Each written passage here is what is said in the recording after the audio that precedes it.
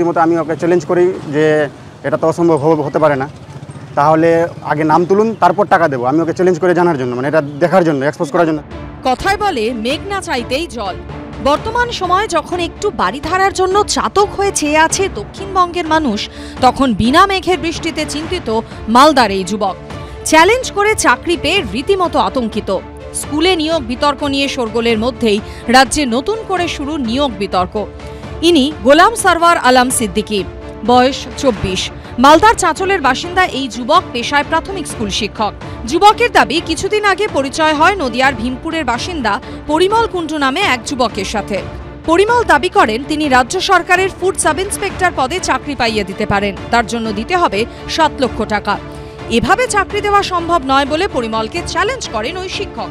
সম্প্রতি দেখা যায় চাকরির প্যানেলে সত্যি গোলাম সারওয়ারের নাম উঠে গিয়েছে।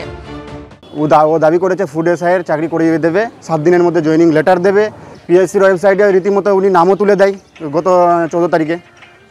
গত 14 তারিখে নাম তুলে দেওয়ার পর আমি দেখে তো একদম মানে চক্ষু চড়ক, হঠাৎ করে দেখে চক্ষু চড়ক হয়ে গেছি। আমি কোনোদিন আজ পর্যন্ত ফুড এসআইয়ের কোনোদিন ফর্ম ফিল আপ করিনি। অভিযোগকারীর দাবি, সরকারি ওয়েবসাইটে প্রকাশিত প্যানেলে তার নাম রয়েছে বলে দেখানোও হয়, আর এরপরই 7 লক্ষ টাকা দেওয়ার জন্য চাপ দেওয়া শুরু হয় বলে অভিযোগ। এরপরই চাঁচল থানায় অভিযোগ করেন ওই স্কুল শিক্ষক।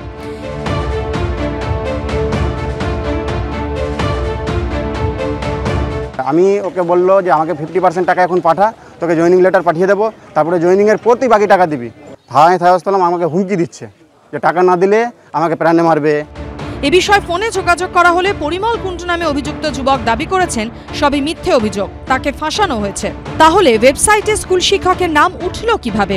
আবেদন না করেও বা পরীক্ষা না দিয়েও কি করে নাম উঠল প্যানেলে? স্কুলে নিয়োগ বিতর্ক নিয়ে রাজ্যে শোরগোলের মধ্যেই নতুন বিতর্ক মালদায়। পুলিশ সূত্রে খবর, ওয়েবসাইটটি ভুয়ো কিনা, নেপথ্যে বড় কোনো চক্র কাজ করছে কিনা, সমস্ত দিক খতিয়ে দেখা হচ্ছে। করুণাময় সিংহ রিপোর্ট, এবিপি আনন্দ, মালদা।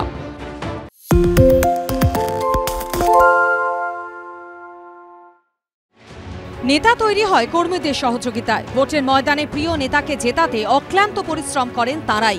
এবার তাঁদের অবদানকে স্বীকৃতি দিতে বিশেষ উদ্যোগ নিলেন বাঁকুড়ার জয়ী তৃণমূল প্রার্থী। সোমবার ও মঙ্গলবার সাংসদদের শপথ গ্রহণ অনুষ্ঠান। সেই অনুষ্ঠানে সাক্ষী হওয়ার সুযোগ করে দিতে শতাধিক দলীয় কর্মীকে নিয়ে দিল্লি চললেন অরূপ চক্রবর্তী। রবিবার অন্ডাল বিমানবন্দর থেকে দিল্লির উদ্দেশ্যে বিমানে রওনা দিলেন বাঁকুড়ার তৃণমূল কর্মীরা। অন্ডাল বিমানবন্দরে নতুন নবনির্বাচিত সাংসদ বাঁকুড়ার অরূপ চক্রবর্তী, তার নেতৃত্বে 85 জন অন্ডাল বিমানবন্দর থেকে আজকে দিল্লির উদ্দেশ্যে রওনা দিচ্ছে বিমানে। এই প্রথমবার দেখা যাচ্ছে এরকম সদস্য সমর্থকদের, কর্মীদেরকে নিয়ে এই রকম দিল্লিতে যাচ্ছেন এই নবনির্বাচিত বাঁকুড়ার সাংসদ অরূপ চক্রবর্তী, এবং তার সাথে সমস্ত বাঁকুড়ার কর্মী সমর্থকরা রয়েছেন।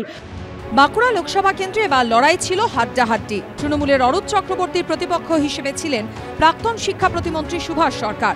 বাঁকুড়া লোকসভা আসনটি এবার বিজেপির থেকে ছিনিয়ে নিয়েছে তৃণমূল। প্রায় 33,000 ভোটে এই কেন্দ্রে বিজেপি সুভাষ সরকারকে হারিয়ে তৃণমূলের অরূপ চক্রবর্তী জয়ী হয়েছেন।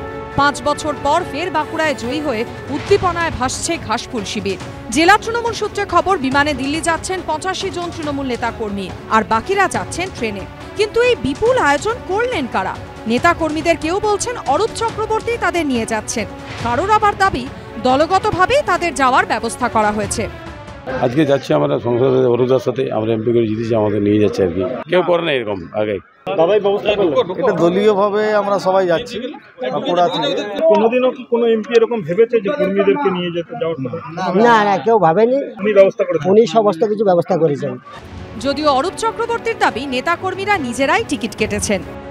শপথ গ্রহণ করতে যাচ্ছি, কর্মীরা সব যাচ্ছে, নেতারা যাচ্ছে সঙ্গে। ওরা উৎসব আনন্দ, নিজেরা সব টিকিট কেটেছে, সঙ্গে যাচ্ছে, সেটাই যাচ্ছে আনন্দে। এরাই তো ভোটটা করেছে না, এরা লড়াই করেছে। দলীয় কর্মীদের নিয়ে সংসদের পথে অরূপ চক্রবর্তী। প্রবল জনভিত্তি আছে, মানুষের প্রতি প্রবল ভালোবাসা আছে, আর পকেট ভর্তি জিনিস আছে, অভাব নেই। ভালো জায়গার সাংসদ বালি, তৃণমূল সব সম্ভব। সাংসদ তিনি যদি তার এলাকার কর্মীদের শপথ গ্রহণ অনুষ্ঠান বা তিনি দিল্লি যাচ্ছেন, যারা কর্মী তাদের যদি দফায় দফায় দিল্লি ভ্রমণ, দিল্লি সফর, তাদের প্রিয় সাংসদ, তাদের প্রিয় নেতা সংগঠক তিনি সাংসদ হয়ে গেছেন, এই মুহূর্তে যদি সঙ্গে রাখতে চান সেটা সম্পূর্ণ তার ব্যাপার। এর মধ্যে আমি বিতর্কের খুব একটা অবকাশ দেখি না। প্রথমবার লোকসভা ভোটে জিতে সংসদের পথে রওনা হলেন বাঁকুড়ার জয়ী তৃণমূল প্রার্থী অরূপ চক্রবর্তী। সঙ্গী করলেন দলীয় নেতাকর্মীদের। জানিয়ে শুরু হয়েছে জোর চর্চা। মনোজ বন্দ্যোপাধ্যায় ও পূর্ণেন্দু সিংহর রিপোর্ট, এবিপি আনন্দ।